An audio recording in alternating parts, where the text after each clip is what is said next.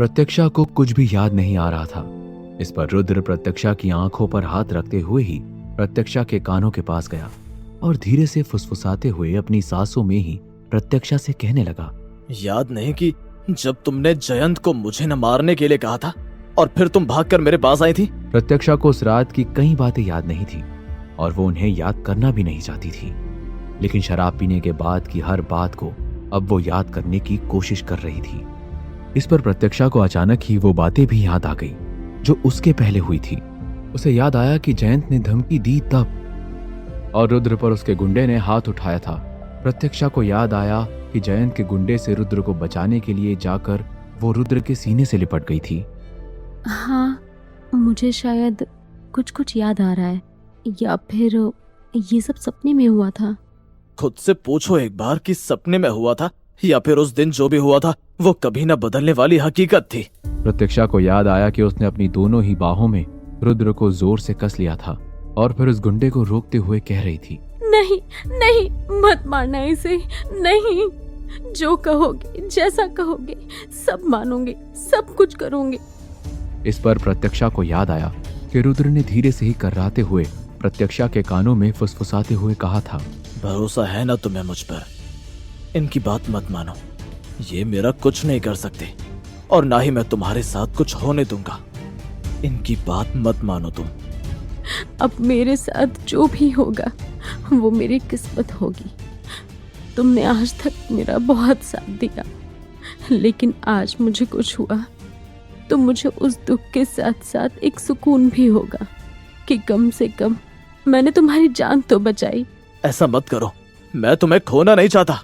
प्रत्यक्षा ने रुद्र की आंखों में देखते हुए अपने दोनों हाथों में रुद्र के चेहरे को थामा और सिसकते हुए रुद्र से कहने लगी, तुमसे मेरा रिश्ता जिन हालातों में जुड़ा था मैं तुम्हें अपना नहीं पाई, क्योंकि मेरी जिंदगी में एक भी ऐसा रिश्ता नहीं था जो मेरे साथ रहा हो, लेकिन तुम मेरा वही पहला रिश्ता हो जिसे मैं अपना कह सकती हूँ, जिसकी हिफाजत करना मेरी भी जिम्मेदारी है और आज मैं वही करने वाली हूँ।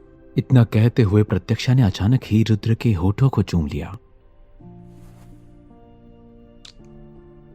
प्रत्यक्षा को जैसे ही याद आया, प्रत्यक्षा ने रुद्र के हाथों को हटाते हुए एक झटके में अपनी आंखों को खोल दिया और फिर गहरी सांस लेते हुए रुद्र की तरफ देखने लगी। रुद्र प्रत्यक्षा की ही ओर देख रहा था। इस पर प्रत्यक्षा ने हिचकिचाते हुए अपनी नजरों को नीचे झुका लिया। क्या हुआ?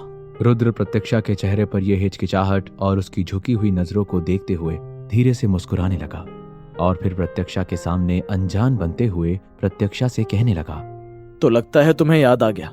वैसे मुझे कुछ खास तो याद नहीं, तो मैं तुम्हें कुछ ज्यादा नहीं बता सकता, लेकिन हाँ, मैंने भी यही सुना था कि उस दिन नशे में तुम बाबा और बाकी सबसे काफी कुछ कह रही थी।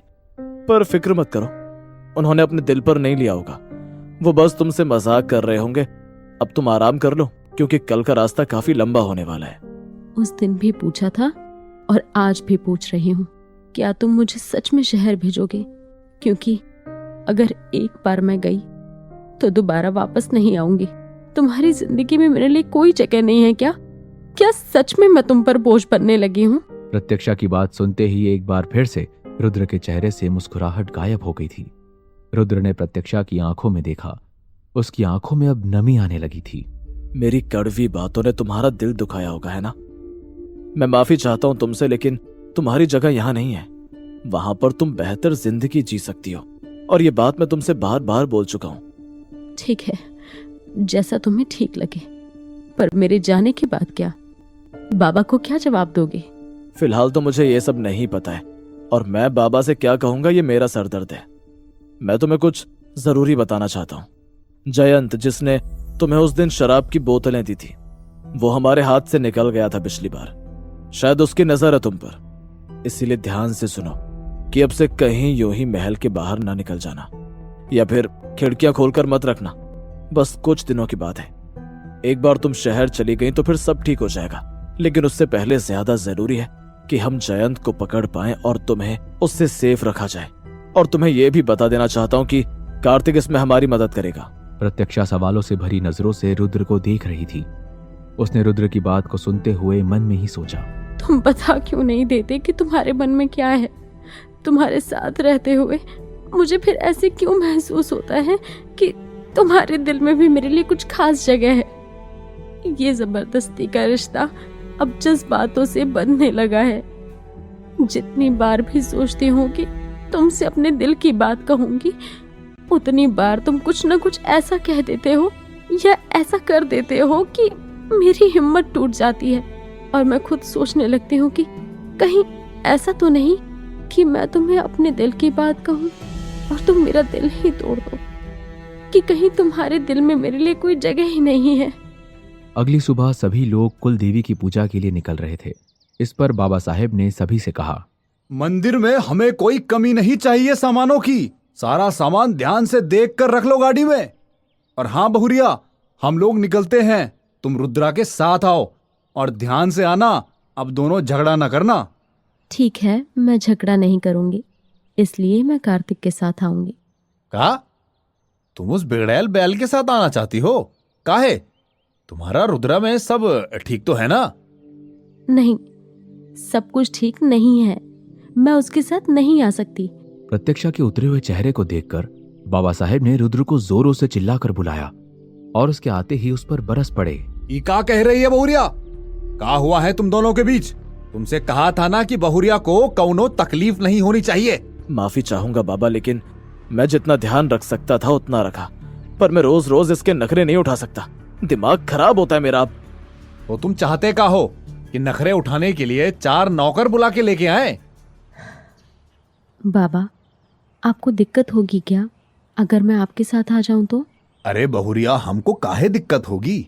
हमारे साथ तो वैसे भी समर्थ जा रहा है, तुम साथ में होगी तो और अच्छा होगा। वैसे भी इन दोनों बैल बुद्धियों को हम वापस आकर ही सुधारेंगे। अब आप मुझे बेकार में ही बीच में खींच रहे हैं बाबा, इन दोनों को डांटिए ना। इस पर समर्थ ने गाड़ी स्टार्ट करते हुए बाबा साहेब और प्रत्यक्षा को बुलाया। बाबा साहेब समर्थ के साथ आगे बैठे, जबकि प्रत्यक्षा उनकी गाड़ी में पीछे की ओर बैठते हुए रुद्र की ओर देखने लगी। रुद्र ने उसे जाने का इशारा किया जब बाबा साहेब की गाड़ी वहां से चली गई। ठीक है, बाबा को कोई शक नहीं हुआ है तुम्हारी बीबी उनके साथ रहने पर। उसे कोई खतरा नहीं होगा, क्योंकि उसके गाड़ी के आगे पीछे उनकी आदमी की गाड़ियां रहेंगी। अब बताओ आगे क्या करना है? अब कुछ पता लगाना है और तुम्हें मेरे साथ चलना है। हमें कहीं और जाना है, लेकिन कहाँ? कार्तिक रुद्र को महल की छत पर लेकर गया और फिर वहीं लकड़ी के घर की ओर इशारा करते हुए रुद्र से कहने लगा, हमारा प्यारा छोटा सा घर। रुद्र ने आंखें पलटकर कार्तिक की तरफ देखा और बोला, ये वो आदमी है जो उस दिन तुम्हारा और तुम्हारी बीबी का पीछा कर रहा था। इसको मैंने एक रात पहले तुम्हारी बीबी की खिड़की पर नजर रखे हुए देखा था और आसपास घूम रहा था। हो ना हो इसने उस दिन महल में घुसपैठ की और महल में आदमियों को घुसवाया। मुझे शक है। मुझे नहीं पता था कि तुम इतनी तेज हो। खैर, हमारे महल के अंदर एक अनजान इंसान नौकर बनकर आया भी तो कैसे? इसका मतलब इसके और भी लोग यहाँ पर हैं। तुमने बताया क्यों नहीं कि ये तुम्हारे हाथ लग गया? बता देता तो बाबा, बड़े भैया और तुम तीनों मुझ पर चिल्लाते और मैं इस मामले को अपने आप से सुलझाना चाहता था, क्योंकि मुझे शक था इसमें जयंत का हाथ होगा। लेकिन नहीं, वो सनकी तो है पर इसमें इतनी हिम्मत नहीं है। जान का खतरा होने पर वो इंसान गिड़गिड़ाने में वक्त जाया नहीं करेगा और इस आदमी को देखकर नहीं लगता है कि पूरा काम उसका होगा। चलो फिर पता करते हैं यह है कौन। रुद्र ने गुस्से में ही उस आदमी की गर्दन को पकड़कर खींचते हुए उसे उस घर से निकाला और फिर जमीन पर जोर से पटकते हुए उसकी तरफ देखने लगा। वो आदमी हल्की बेहोशी में था। इस पर दर्द में कर्राते हुए उसने अपनी आंखें खोली। रुद्र उस आदमी की मुंह की पट्टी को हटाते हुए उससे कहने लगा, देख, तेरे मुंह से पट्टी हटा रहा हूँ, लेकिन ये उम्मीद मत रखना कि चिल्लाने पर तेरी मदद करने के लिए कोई भी आएगा। ऐसा समझ कि आज तेरे और तेरे मौत के बीच सिर्फ एक चीज का फैसला है। तेरे मुंह से निकलने वाले शब्द, बस अपना मुंह खोलो तो उसमें से सच्चाई ही बाहर आनी चाहिए। वक्त जाया करने के लिए ना मेरे पास है और ना ही तेरे पास। तू सच्चाई बोल, हम तुझे जिंदगी देंगे। तूने जरा सा भी इधर उधर किया तो तुझे ऊपर भेजने में मुझे हद से ज्यादा खुशी होगी।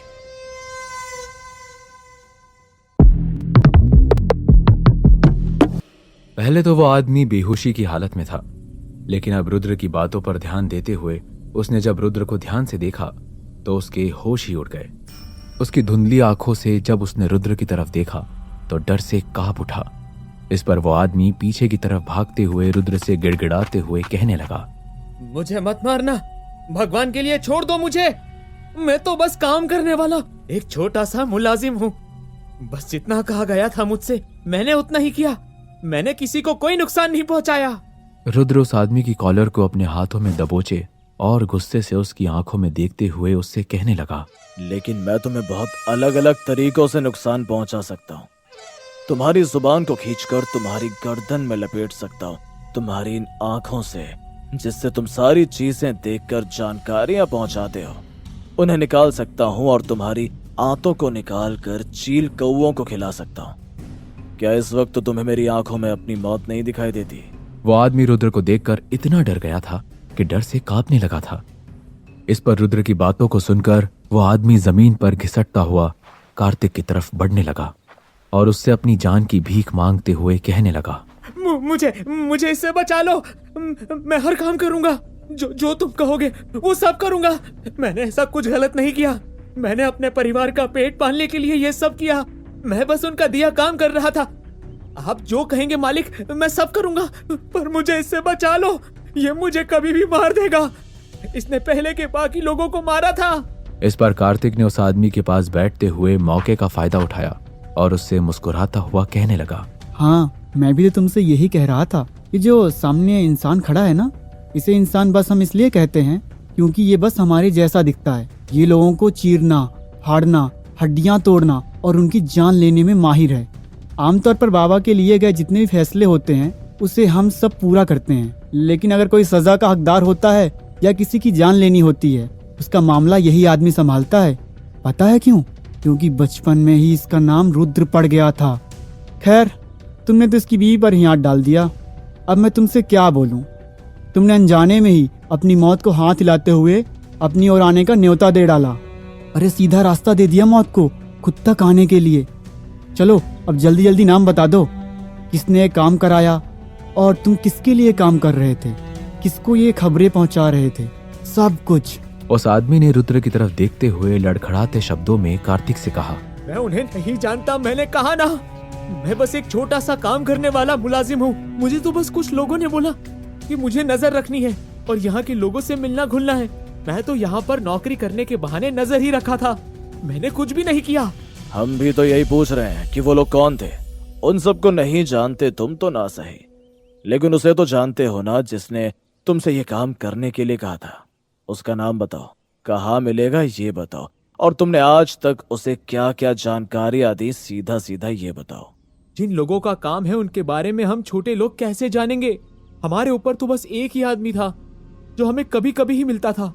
वैसे तो हम लोग अपने बाकी के काम करते थे, लेकिन ऐसे काम हमारे पास कभी कभी आते थे। मुझे भी जब बोला गया तो मैं महल के अंदर काम करने के बहाने घुसा।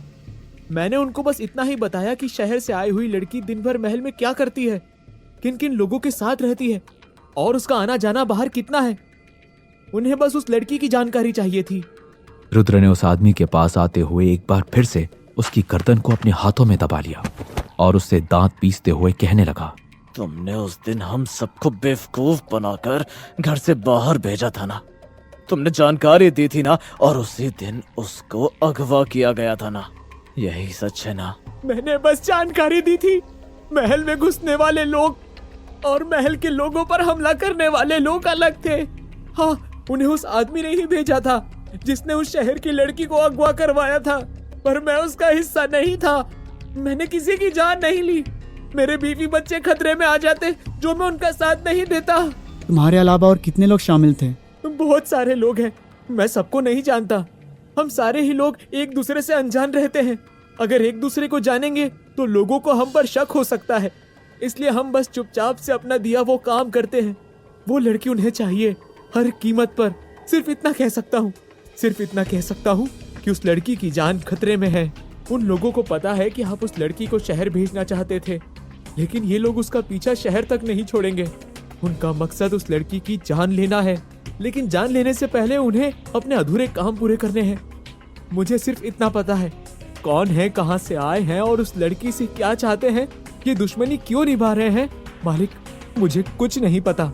मेरे बीवी बच्चे उनके कब्जे में थे और वो जानते थे कि मैं ये काम कर लूंगा, इसलिए मुझे यहाँ भेजा। अगर आप मेरी बीवी बच्चों की जान की सलामती के लिए ये वादा कर सकते हैं तो आप मेरी जान ले लीजिए, मुझे मेरी सजा मंजूर है। अगर इसके साथ बाकी और भी लोग थे तो उन्हें पता होगा कि आज हम सब कुल देवी के मंदिर जाने वाले हैं। मुमकिन है कि उनकी नजर हम सब पर है। अबे सुन, तो अब से तू मेरे लिए काम करेगा, मैं जैसा कहूँगा वैसा करेगा। उन्हें जानकारियाँ भेज यहाँ की, और अब से तू यहाँ की सिर्फ वही जानकारियाँ वहाँ तक पहुँचाएगा जो हम तुझे बताएंगे। आपने मुझे यहाँ पर कई दिनों से बांध के रखा है मालिक। उन्हें अच्छी तरह से पता चल गया होगा कि मैं पकड़ा गया हूँ। वो मुझे वैसे भी मार देंगे, इसलिए मैं आपका ये काम नहीं कर सकता। आप मेरी जान बख्श देंगे तो ये वादा जरूर करता हूँ कि मैं एक ना एक दिन आपके जरूर काम आऊंगा। कार्तिक ने कुछ आदमियों को बुलाकर उस आदमी को उनके साथ भेज दिया। इस पर रुद्र ने कार्तिक से कहा, उसका पीछा शहर तक करेंगे। मुझे नहीं लगता कि उसे शहर भेजना अब ठीक होगा। तुम उसकी ज़िंदगी बेहतर बनाने के लिए उसे वापस भेज रहे हो। ज़िंदगी बचेगी तब तो बेहतर बनेगी ना। उसकी किस्मत तुम नहीं बदल सकते, लेकिन मेरे सवाल का जवाब दे सकते हो। मुझे साफ साफ बताओ कि वो लड़की कौन है, और तुमने और बाबा ने एक खरीदी हुई लड़की को इस महल का हिस्सा क्यों बनाया? तुम अब अपनी हद पार कर रहे हो। तुम चुप रहो अब।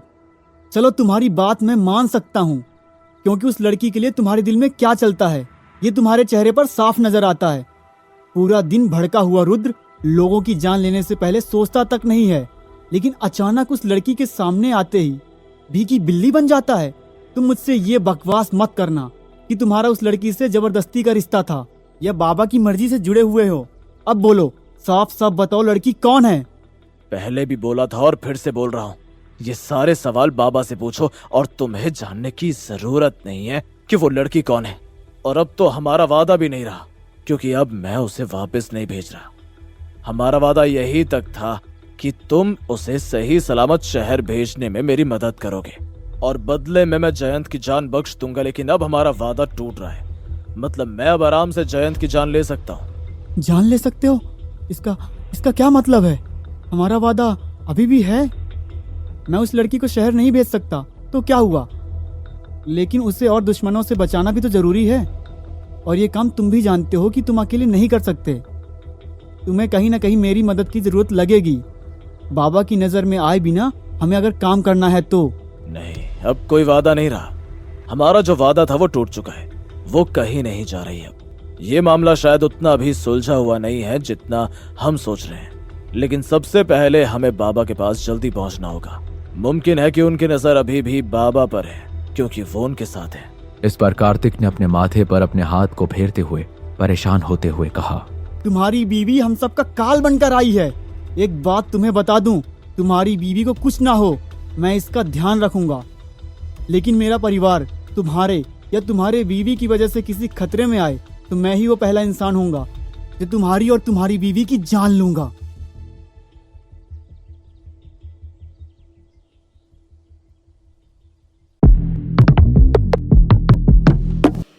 रुद्र और कार्तिक महल से सीधा कुल देवी के मंदिर के लिए निकल पड़े। जहां एक और रुद्र और कार्तिक रास्ते में जल्दी से जल्दी मंदिर पहुंचने की कोशिश कर रहे थे, वहीं पर दूसरी ओर बाबा साहेब की गाड़ी में प्रत्यक्षा खामोशी से बैठी हुई थी। क्या बात है बहुरिया, बहुत ज्यादा शांत दिख रही हो। जहां तक तुमको पढ़े हैं हम, तुमसे शांत तो नहीं रहा जा सकता।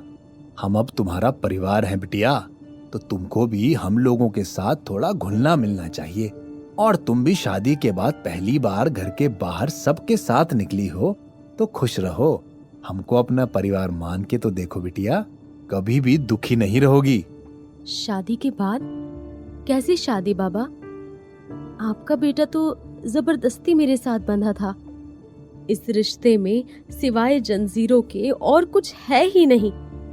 हो सकता है कि आपका मान रखने के लिए और आपकी बात मानने के लिए रुद्र कभी कुछ ना कहे, या फिर मेरे पास कोई जगह नहीं है रहने के लिए और ना ही कोई कहने के लिए अपना है, इसलिए मैं भी मुंह न खोलूं। पर हमारा रिश्ता सिर्फ जबरदस्ती की डोर से बंधा हुआ है।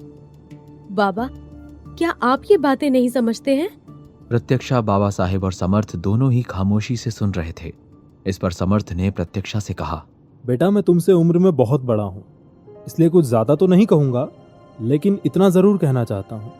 अगर नागफनी के पौधे को हर दिन प्यार से सींचो और हर दिन उस पर प्यार बरसाओ ना, तो उसमें से भी सुंदर फूल खिलते हैं जिनमें से खुशबू आती है। माना कि रुद्र हम सबसे थोड़ा अलग है, उसका बचपन भी हमेशा दर्द से गुजरा, वो हम में सबसे अलग थलग रहता है, पर हम सब ये चीज़ देख सकते हैं कि तुम्हारे आने के बाद उसमें काफ़ी बदलाव हुए हैं। उसे एक मौका देकर देखो, मुझे पूरा यकीन है कि तुम दोनों बहुत ज़्यादा खुश रहोगे। जिसे आप बदलाव कह रहे हैं वो सिर्फ उसका तरीका है बातों को संभालने का। मुझे नहीं लगता कि वो मुझे पसंद भी करता है, वो बस अपनी जिम्मेदारी निभा रहा है। प्रत्यक्षा, बाबा साहेब और समर्थ बात कर ही रहे थे कि अचानक ही उनकी गाड़ियों को एक धुएं के गुब्बारे ने चारों तरफ से घेर लिया। इससे पहले कि समर्थ या बाबा साहेब कुछ भी सोच या समझ पाते, अचानक ही नकाब बांधे हुए कुछ लोग गाड़ी के सामने आ गए और गाड़ी पर हमला करते हुए गाड़ी के कांच पर लोहे के रॉड से हमला कर दिया। गाड़ी संभाल कर। बड़े भैया सामने देखिए। नजारा कुछ ऐसा था कि बाबा साहेब और समर्थ गाड़ी के अंदर थे और धुएं के गुब्बारे ने अचानक ही पूरी गाड़ी को घेर लिया था। ऐसे में कुछ भी आगे देख पाना नामुमकिन था। समर्थ ने जैसे ही गाड़ी को ब्रेक लगाया, कुछ लोगों ने गाड़ी को घेरा और लोहे की रॉड से गाड़ी के कांच पर चारों तरफ से हमला कर दिया। हमला होते ही समर्थ ने सबसे पहले बाबा साहेब को बचाने की कोशिश की। गाड़ी के कांच चारों तरफ से टूटने पर सबने अपने आप को बचाते हुए अपनी आंखों को बंद कर लिया। बाबा साहेब की गाड़ी के आगे और पीछे एक एक गाड़ियां थी और उन गाड़ियों पर भी एक साथ हमला किया गया था। बात समझने के लिए काफी थी कि हमलावर किसी भी तरीके से गाड़ियों को रोकना चाहते थे। बाबा, बड़े भैया। अचानक हुए हमले से सभी बुरी तरह से जख्मी हो गए थे।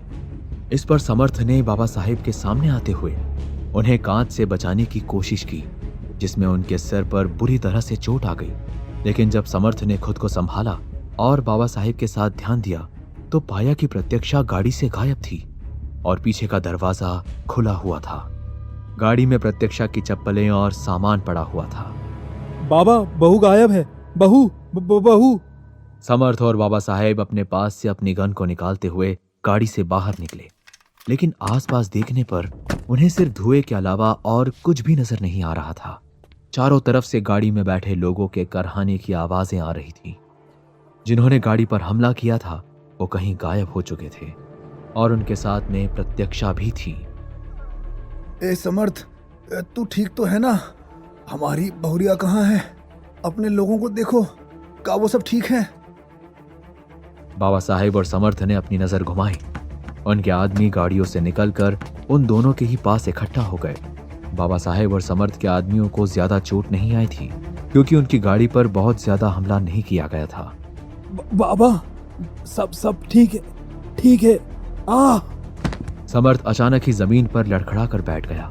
समर्थ ने अपने हाथ को जब अपने सिर की तरफ बढ़ाया, उसने पाया कि उसके हाथ में खून लगा हुआ था। इस पर बाबा साहेब ने समर्थ से चिल्लाते हुए कहा, ए समर्थ, तुझको तो बहुत चोट आई है रे। हमारी बहुरिया, वो लोग उसको ले गए। बाबा साहेब ने अपने कंधे से अपने गमछे को उतारकर समर्थ के सिर पर लगे घाव को जल्दी से बांध दिया ताकि खून ज्यादा न बह पाए। बाबा साहेब अपने आदमियों को देख ही रहे थे कि तभी वहीं कार्तिक और रुद्र भी आ पहुंचे। ये सब क्या है? वही जिसका डर था। आधे रास्ते में गाड़ियों का बिगड़ा हुआ हाल और कराते हुए आदमियों को देखकर कार्तिक और रुद्र अपने आप में ही समझ गए थे कि उन्हें जिस बात का डर था उनके साथ वही हुआ है। कार्तिक भागकर बाबा साहेब के पास आया और समर्थ को संभालने लगा। कार्तिक ने पूछा, बाबा, बड़े भैया, वो लड़की वो कहाँ गई? ये सब किसने किया? यहाँ हुआ क्या है? इधर रुद्र भी सबकी हालत को देखते हुए सीधा भागते हुए बाबा साहेब के पास आया और उनसे पूछने लगा, आप ठीक तो है ना बाबा? बाबा साहेब की आंखों में गुस्से की आग जल रही थी। उन्होंने बिना कोई जवाब दिए सीधे साफ तौर पर रुद्र से कड़े शब्दों में कहा, ए रुद्रा, जो भी बहुरिया को लेके गया है, हमको उसका सर अपने सामने चाहिए। तुम समझ रहे हो ना? हमारी बहुरिया हमारे पास सही सलामत आनी चाहिए और जो उसको हाथ भी लगाएगा ना, उन सब का सर चाहिए। अगर तुम ये काम ना कर पाए ना रुद्रा, तो ऐसा समझना कि तुमने हमारी परवरिश पर कालिक पोत दी। अब हमारे सामने तब आना जब हमारी बहुरिया और उसको अगवा करने वालों का सर लेकर आना। अब दफा हो जाओ यहाँ से। वो लोग बहू को लेकर कहीं नहीं गए हैं, बल्कि बहू उन लोगों से बचकर भाग गई है। रुद्र, हो सकता है कि वो लोग अभी भी उसका पीछा कर रहे हो।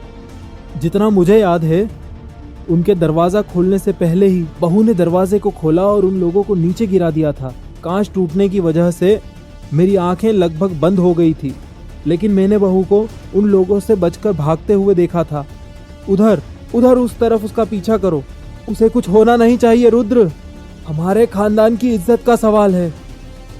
रुद्र ने बाबा साहेब के सामने अपना सर झुकाया और बिना कुछ सोचे समझे ही समर्थ के बताए हुए रास्ते पर भाग पड़ा। वहीं दूसरी तरफ बाबा साहेब ने अपने आदमियों पर चिल्लाते हुए कहा, सारे के सारे लोग चारों तरफ फैल जाओ और पता लगाओ कि किस सुअर के बच्चे में इतना ज्यादा जिगर आ गया है कि हमारी गाड़ी और हमारे घर पे हाथ डाला है। बाबा साहेब के कहने पर बाबा साहेब के, समर्थ के और कार्तिक के आदमी चारों तरफ जंगल में फैल गए। समर्थ और बाबा साहेब को उठाते हुए कार्तिक ने उन्हें अपनी गाड़ी में बैठाया और फिर उन्हें लेकर वहीं से चला गया। उधर दूसरी तरफ रुद्र जंगल के हर हिस्से में प्रत्यक्षा को ढूंढने की पूरी कोशिश कर रहा था, लेकिन जंगल इतना बड़ा और घना था कि उसमें प्रत्यक्षा को ढूंढ पाना रुद्र के लिए लगभग नामुमकिन होते जा रहा था। रुद्र आधे से ज्यादा समय तक जंगल को छानता रहा, लेकिन उसे प्रत्यक्षा कहीं भी नहीं मिली। लेकिन अचानक उसकी नजर जमीन पर पड़े सूखे पत्तों पर पड़ी। रुद्र ने उन पत्तों को ध्यान से देखा तो देखा कि उन सूखे पत्तों पर खून के छींटे पड़े हुए थे। रुद्र ने उनको अपने हाथों में उठाते हुए उन पत्तों को अचानक ही जमीन पर छोड़ दिया। रुद्र के पांव लड़खड़ा गए थे। उसे प्रत्यक्षा की हद से ज्यादा चिंता होने लगी थी।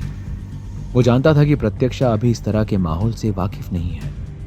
वो कमजोर और बेहद मासूम है। अगर उस पर किसी ने हमला भी किया होगा तो वो खुद को बचाने में बिल्कुल भी सक्षम नहीं थी। इस पर उन खून के छींटों को देखकर रुद्र अचानक ही घबरा गया था। उसने घबराहट में जोरों से चिल्लाते हुए उस जंगल में कहा, अगर किसी ने भी उसे हाथ लगाने की कोशिश भी की तो महाकाल की सौगंध, जमीन पर उसके शरीर के 1000 टुकड़े अपने हाथों से चीर कर फेंकूंगा। रुद्र की सांसें बहुत तेज चलने लगी थी। उसे अचानक ही महसूस हो रहा था कि प्रत्यक्षा इस समय बेहद डरी हुई होगी। रुद्र की आंखों के सामने प्रत्यक्षा का डरा हुआ चेहरा आ रहा था। वो शायद बाबा साहेब की गाड़ी से इसीलिए भागी होगी ताकि सब लोग उसके पीछे जाएं और बाबा साहेब, समर्थ और बाकी सब खतरे से महफूज हो जाएं। ये क्या किया तुमने? बस कुछ देर और संभाल लो सब, मैं तुम तक पहुंच जाऊंगा। रुद्र आगे बढ़ ही रहा था कि वहीं थोड़ी दूर पर उसने और भी ज्यादा खून पड़ा हुआ देखा। रुद्र की सांसें अब थमने लगी थी। उसकी धड़कनें तेज होने लगी थी। जहां अभी तक रुद्र के चेहरे पर गुस्सा था, वहीं अब डर उसकी आंखों में साफ साफ नजर आ रहा था। लेकिन रुद्र के सामने अगले ही पल एक अलग ही नजारा था। रुद्र के सामने एक आदमी की लाश पड़ी हुई थी, जो दिखने में हट्टा कट्टा था और जिसने अपने चेहरे पर नकाब बांध रखा था। रुद्र के लिए समझना आसान था कि वो हमलावरों में से एक होगा जिसने प्रत्यक्षा को अगवा करना चाहा होगा। लेकिन आखिर इसकी ये हालत किसने की होगी? आखिर कहाँ हो तुम? मैं आ रहा हूँ, तुम हिम्मत मत हारना बस। रात का अंधेरा गहरा होता जा रहा था। मौसम अपना रुख बदलने लगा था। हल्की सी बारिश की बूंदें रुद्र को धीमे से भिगोने लगी थी। रुद्र प्रत्यक्षा को ढूंढ रहा था। रुद्र जंगल के उन घने अंधेरों को चीरते हुए आगे बढ़ ही रहा था कि तभी उसके कानों में एक हल्की सी आवाज पड़ी। उसने धीरे से आगे बढ़कर देखा तो पाया कि कुछ गुंडे अभी भी इधर उधर परेशान से घूम रहे थे। रुद्र को समझ में आने लगा था कि वो प्रत्यक्षा को अभी भी ढूंढ नहीं पाए थे। तुम ठीक तो होगी ना? बस थोड़ी देर और, मैं तुम्हें ढूंढ निकालूंगा। रुद्र हद से ज्यादा थक चुका था, लेकिन फिर भी उसकी बेचैनी उसे रुकने नहीं दे रही थी कि तभी रुद्र की नजर अपने सामने पड़ी और कुछ ही पलों में उसके सामने का नजारा पूरी तरह से बदल गया। उसके सामने प्रत्यक्षा थी। उसे देखते ही रुद्र की आंखें एकदम से नम हो गई थी। रुद्र ने देखा कि प्रत्यक्षा ने जो नीले रंग के कपड़े पहने हुए थे, अब वो गिर रही हल्की बारिश के कारण गीले से होने लगे थे और प्रत्यक्षा उन्हीं गीले कपड़ों में खुद को एक घास और सूखे पत्तों के ढेर पर समेट कर लेटी हुई थी। प्रत्यक्षा के पैरों पर एक लंबा सा घाव लगा हुआ था और पैरों से खून निकल रहा था। प्रत्यक्षा ठंड में सिकड़ी हुई सी बेहद बदहाल हालत में जमीन पर पड़ी हुई थी।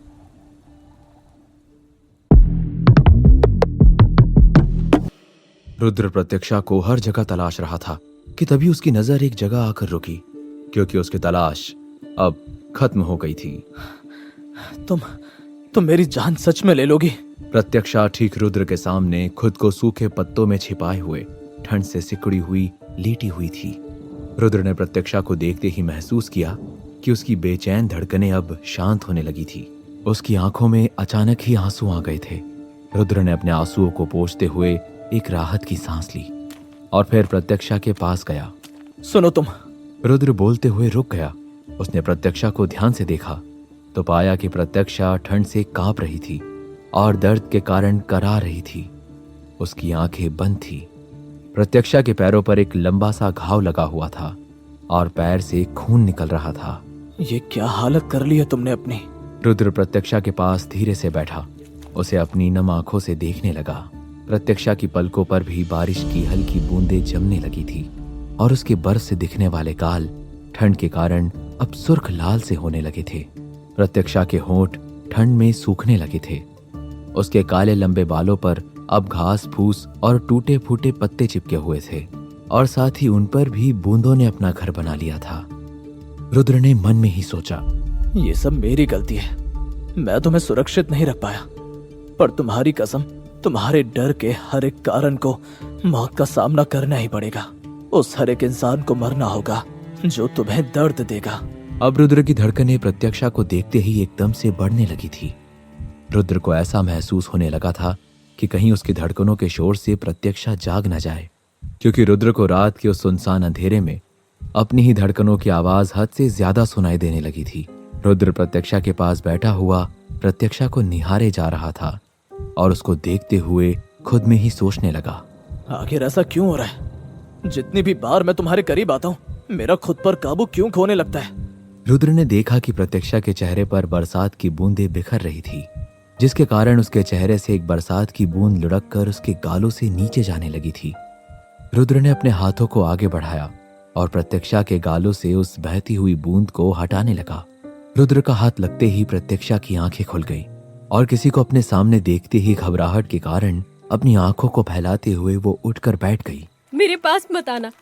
प्रत्यक्षा ने अपना बचाव करते हुए अपने चाकू को उठाया और रुद्र पर हमला कर दिया, लेकिन रुद्र ने प्रत्यक्षा के हाथ को पकड़ते हुए प्रत्यक्षा से कहा, मैं हूं, घबराओ मत।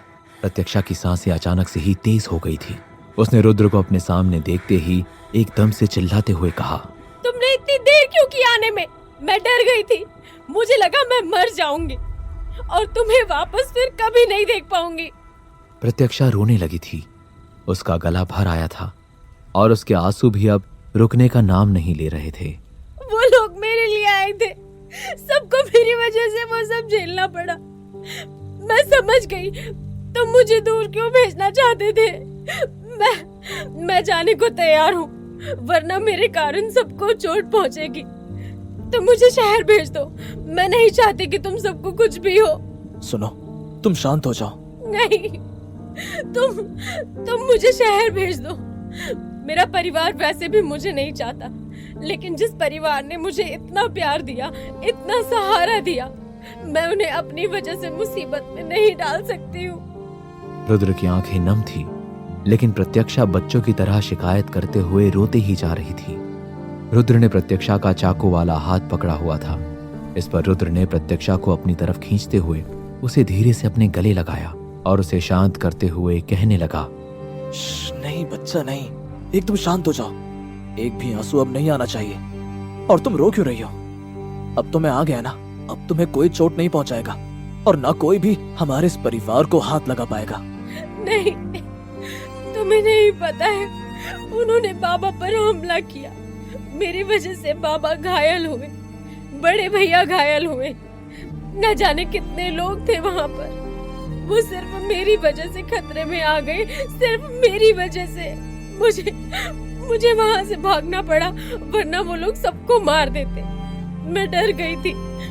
कार्तिक सही कहता था, मैं मनहूस हूँ। जहाँ जाती हूँ वहाँ लोगों की जिंदगी से खुशियाँ चली जाती हैं। ये सारी ही बातें सुनते हुए रुद्र ने बेहद प्यार से प्रत्यक्षा के सिर को सहलाते हुए उसे समझाया, ना, ऐसा नहीं है बच्चा। तुम तो मेरी जिंदगी की सबसे बड़ी खुशी हो। तुम जब से आई हो तब से मेरी जिंदगी में खुशी आई है। पहले तो मैं बस जिंदा था और जिंदा लाश की तरह जी रहा था, लेकिन जब से तुम आई हो तब से मैंने जीना सीखा है। तुम तो मेरे लिए सबसे कीमती हो। रुद्र ने प्रत्यक्षा को खुद से अलग करते हुए उसके आंसुओं को पोंछा और उससे कहने लगा, मैं तुम्हें कहीं नहीं भेज रहा। अब से तुम हर वक्त मेरे साथ रहोगी, मेरी आंखों के सामने। और ये ख्याल निकाल दो अपने मन से कि तुम्हारी वजह से कुछ भी हो रहा है। इस घर में सब लोग इतने सक्षम हैं कि उनके घर की बहू को कोई भी बुरी नजर से ना देखे। रुद्र ने प्रत्यक्षा के हाथों से चाकू लेते हुए उससे कहा, बस अब से तुम्हें डरने की कोई जरूरत नहीं है, इसे मुझे दे दो। रुद्र ने प्रत्यक्षा के पैर को धीरे से अपने हाथ में लेते हुए उसके लगे घाव को देखने लगा। इस पर प्रत्यक्षा ने रुद्र को अपना हाथ दिखाते हुए उससे कहा, मेरे हाथ तो देखो। प्रत्यक्षा के हाथों में खून लगा हुआ था और उसके हाथ कांप रहे थे। ये खून मेरा नहीं है। आज मैंने किसी की जान ली। आज मैं खूनी बन गई। नहीं, आज तुम एक आसान शिकार से एक पंजे मारने वाली बन गई हो, जो अब खुद को बचाना जानती है। क्या? इसका क्या मतलब है? मतलब ये कि बस फर्क इतना सा है कि तुम अभी भी बहुत छोटी सी बिल्ली हो, लेकिन अब तुम्हें शेरनी बनना है। मेरी शेरनी, जिसके नाम से भी लोग एक दिन कांपेंगे। उन्हें तुमसे भी डर लगना चाहिए। तुम्हें ऐसा बनना होगा। प्रत्यक्षा के आंसू बह रहे थे और रुद्र प्रत्यक्षा को बस देख ही रहा था। रुद्र ने प्रत्यक्षा की चोट को रुमाल से बांधते हुए उसके बहते हुए खून को रोक दिया और प्रत्यक्षा का हाथ अपने हाथ में थामते हुए उससे कहने लगा, तुमसे कुछ कहना है मुझे। शायद पहले कह देना चाहिए था, लेकिन नहीं कह पाया। लेकिन प्रत्यक्षा रुद्र की बात को बीच में ही काटते हुए कहने लगी, नहीं, तुम सही थे। मुझे जाना होगा यहाँ से। नहीं समझ रहे हो तुम कि मैं अंदर से कितना डर गई हूँ। देखते ही देखते बारिश तेज हो गई थी। दोनों ही बारिश में पूरी तरह से भीग चुके थे। ऐसे में रुद्र ने प्रत्यक्षा को गोद में उठाते हुए उससे कहा, नहीं जा रही हो तुम कहीं भी, और ना ही अब मुझे तुम्हें कहीं भी भेजना है। प्रत्यक्षा ठंड में कांप रही थी। इस पर उसने अपने कांपते हुए होठों से कहा, मेरे पास रुकने की वजह नहीं रही अब, जबकि यहाँ से जाने की कई मुमकिन वजह हैं अब मेरे पास। रुद्र एक गहरी सांस लेते हुए प्रत्यक्षा के साथ एक घने पेड़ के नीचे गया और खुद उसी पेड़ का सहारा लेते हुए उसे गोद में लिए हुए ही वहीं पेड़ के नीचे बैठ गया। रुद्र ने प्रत्यक्षा को गोद में बैठाए हुए उसे अपनी बाहों में ले रखा था। सुनो, मुझे दूसरी तरफ बिठा दो। मेरे पैर में उतना भी दर्द नहीं है। प्रत्यक्षा ने रुद्र को देखते हुए रुद्र के पास से हटना चाहा, लेकिन रुद्र ने उसे जोर से अपनी बाहों में जकड़ते हुए उससे कहा, और अगर मैं तुम्हें रुकने की वजह दे दूं तो? प्रत्यक्षा ने बारिश में भीगते हुए ही माथा समेटकर अपने कांपते होठों से अपनी कांपती हुई आवाज में पूछा, रुकने की वजह? मतलब मैं कुछ समझी नहीं। रुद्र ने प्रत्यक्षा के भीगते हुए बालों को उसके चेहरे से पीछे की ओर हटाते हुए उससे बेहद धीमे शब्दों में कहा, तुम्हारे इन कांपते होठों को शायद अभी सहारे की जरूरत है। प्रत्यक्षा खामोशी से रुद्र की बातें सुन रही थी और उसकी आंखों में देख रही थी। इस पर रुद्र ने भी प्रत्यक्षा की आंखों को देखते हुए ही अचानक ही उसके होठों को चूम लिया। कहानी का अगला भाग सुनने के लिए चैनल को सब्सक्राइब करके बेल आइकन प्रेस करना ना भूलें।